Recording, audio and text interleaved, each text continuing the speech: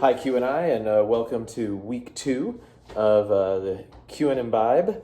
We're going to be looking at two classic whiskey cocktails tonight, the Old Fashioned and the Manhattan.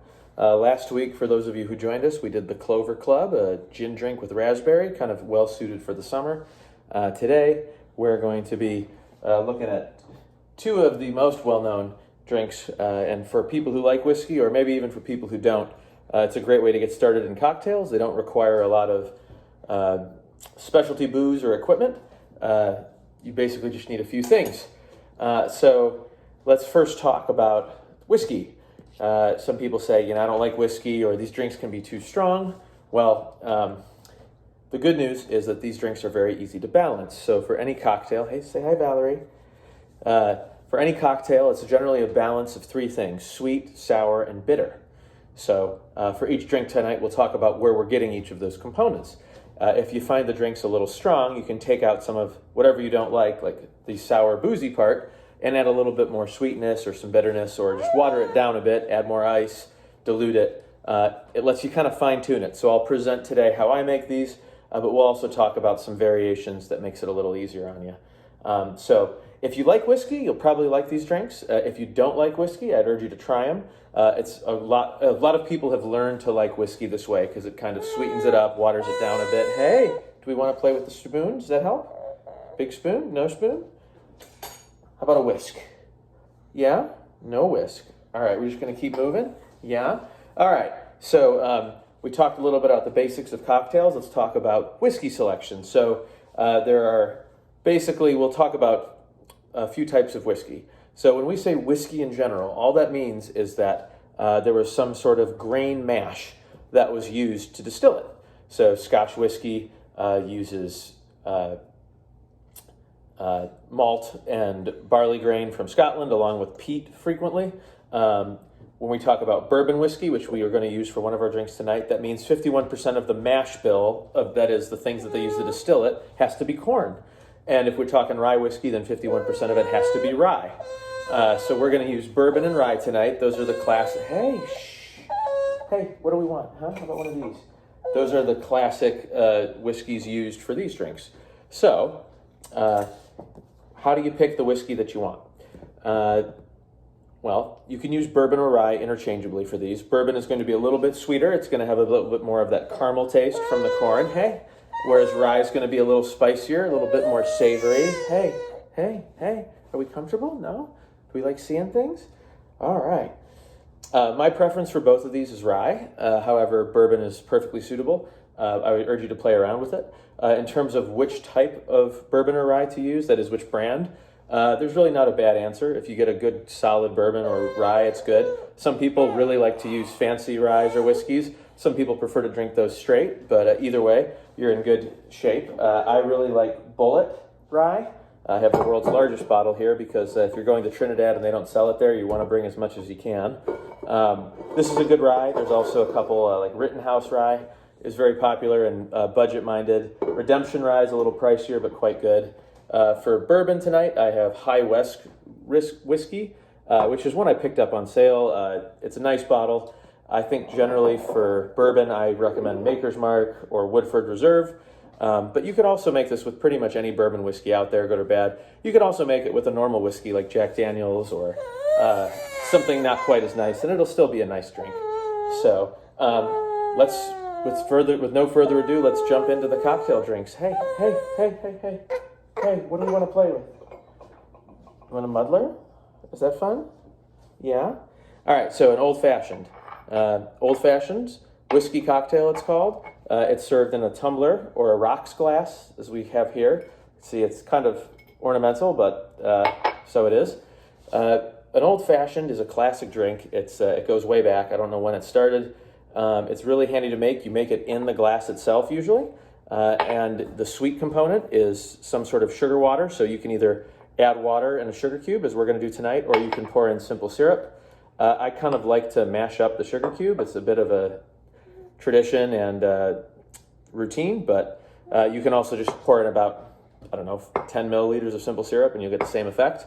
We're going to get our sour element from whatever whiskey we're putting in, whether it's rye or bourbon. And we're going to get our bitters from Angostura Bitters, which ironically is made in Trinidad. It's the only way I knew about that country before I moved there. In any case, so for an old-fashioned, what we're going to start with, we're going to take a sugar cube. You can see there's one in there. You can also, if you don't have a sugar cube, a teaspoon of sugar is the same thing. We're gonna go put a little water in. I'll be right back.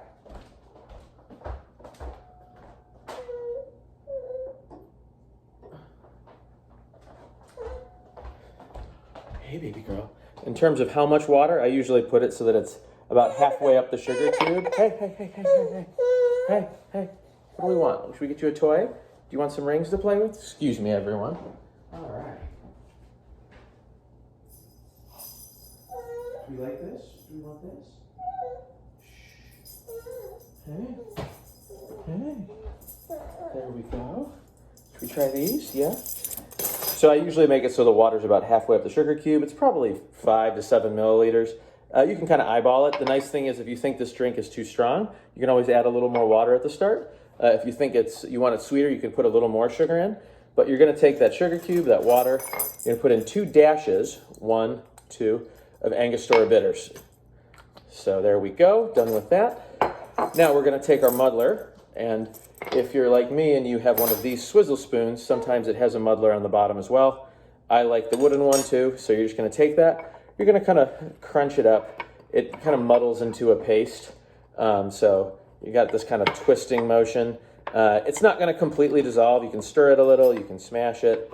You're never going to get it to where it's totally, you'll still see bits of sugar in there, and that's okay, because we're going to put in some ice next and start mixing it. Hey, not as fun tonight, huh? We did much better last time. Okay, so we're walking. So then what I do is I take 1 or 2 ice cubes. I'm going to put those in there, and we're going to take our spoon. Actually, first we're going to take our whiskey. So we're going to use bourbon for this one. And we're going to measure out 60 milliliters. Now again, if this drink's a little strong for you or you're not as big a fan of whiskey as I am, you could probably put 45 or 30 or something to kind of dilute it. But here we go. In it goes over the ice. And then we're going to stir.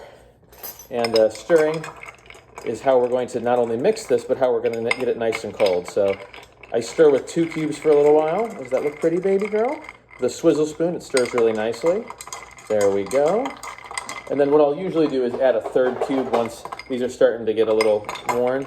There we go. And the longer you stir it, the smoother it's going to get, because you're just melting that ice and just kind of letting the drink water itself down naturally, diluting it. So a lot of places will say it's got to be stirred for at least 3 minutes. I'm not that patient of a bartender, so I usually do about a minute and a half max. Now, you've got your old-fashioned. What's important for this, we're going to garnish it. I'll be right back with garnishes. Oh, hey, baby girl, yeah?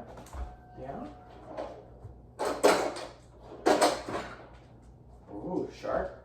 Yeah, we don't want to mess with that. Oh. No. Let go. There we go, fuss bucket. All right, so we have our maraschino cherry. I urge you to get a nice brand like Luxardo. We're just going to take 1 cherry out of there, and depending on how much you like cherry syrup and sweetness, you can pour a bunch in, or you can just kind of drop the cherry in by itself. There's our maraschino cherry. And we're going to take an orange. We're going to take a vegetable peeler. We're just going to slice off a little bit of an orange rind, not much. We're going to do it over the drink, and we're going to kind of twist it like this. There we go, and that's going to give us the zest, the oils from it. And we're going to put it in there, and I might give it another brief little stir. But this is not so much to add to the actual flavor that you taste when you drink, but it adds to the nose of the beverage, and that changes how it tastes. So, it's very nice. Now, one other option that you can do, if you're fancy, like I pretend to be, and you've got a nice big ice cube, like this one here, what you can do is you can serve it over that ice cube, and it looks really elegant, and it also doesn't dilute the drink as much. So what I'll do is just pour it in here. There we go. It makes for a very, very elegant presentation. I'll just transfer over my, come here, Cherry. There we go. Oh, we're settling in, baby girl. And now we've got it with this nice, you can see that nice big glass in there. So that's an old fashioned. Now, if we want to make a Manhattan, which is the other classic drink, move some of this stuff over. This one's going to be in a martini or a cocktail glass. Hey, can we calm down? We're doing so well. Hey, sweet pea. Hey, you want this? No? Yeah. For a Manhattan, it's very similar. It's going to taste a little sweeter. It's going to be a little smoother. And what we're going to do is it's going to be a combination of rye bourbon and sweet vermouth and 1 dash of bitters. So we're going to get our cocktail shaker for this. Here we are. And we're going to measure out. First, we're going to put some ice in, of course. So I'd say 3, I don't know, maybe 4 or 5 cubes should do it. And we're going to throw in 1 dash of bitters. So 1 Angostura bitters. And we're going to use, the generally accepted ratio here is 3 to 1 of whatever whiskey you're using to whatever vermouth you're using. So we're using Bullet Rye. I'm going to go ahead and put in 60 milliliters. So for you mathematicians, 3 to 1, that means we're going to put in 20 milliliters of sweet vermouth in a minute. So here's 60 of rye. Ta-da. Go ahead, cap that in case baby girl decides to knock it over. And I'm using Martini and Rosso sweet vermouth. Again, a gigantic bottle in case you have to smuggle it into foreign countries. But you can use any vermouth, any sweet vermouth, Rosso vermouth that you want. There's about 20. And the nice thing is you can dial this in. So if you really like rye and you don't want that sweet taste as much, you can put in maybe half as much of this. Or if you really prefer to even it up, you can put in equal measures. Hey, we're almost done, baby girl. And you can also, people make what's called a perfect Manhattan. It's where you put in equal sweet and dry. I kind of like the sweet vermouth, but totally up to you. So now we're going to stir this one. There we go, baby girl. We're stirring. And again, the longer you stir, generally the better it gets, but I imagine you've stirred enough after about 30 seconds. So we're stirring this one, not shaking it because we don't want that frothy appearance. We want it to look nice and clean. So, all right, we've got this. We need our strainer. Where do we put our strainer, baby girl? Ah, there it is. And